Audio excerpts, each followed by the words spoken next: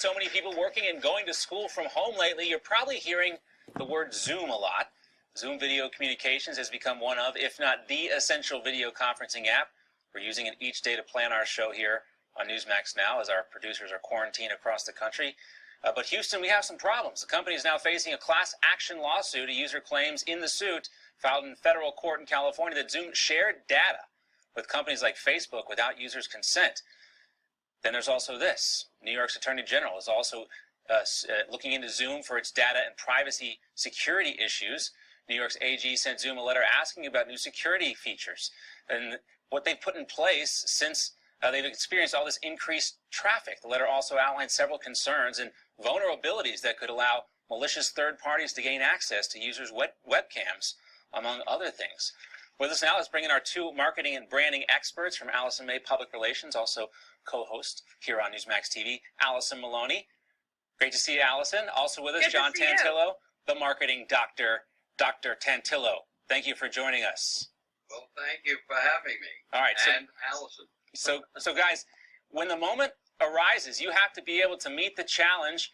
You know, these seem like some pretty serious allegations right now, Alison. Can Zoom weather this storm?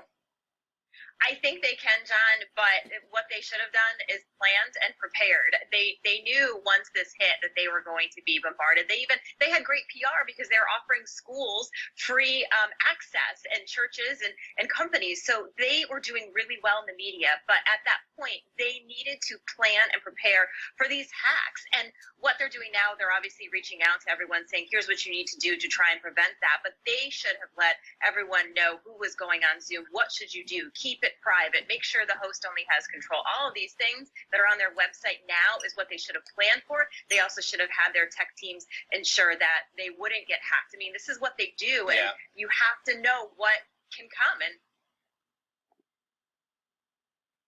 this is unfortunately what's happened, but I do think they'll weather the storm. But John, this is kind of consistent with Silicon Valley. These companies, they grow very fast.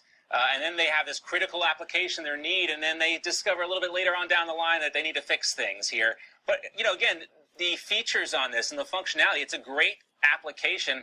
Does that outweigh the problems associated with it?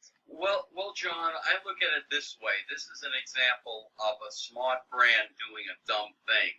And as Alison pointed out, what they should have done here is simply planned.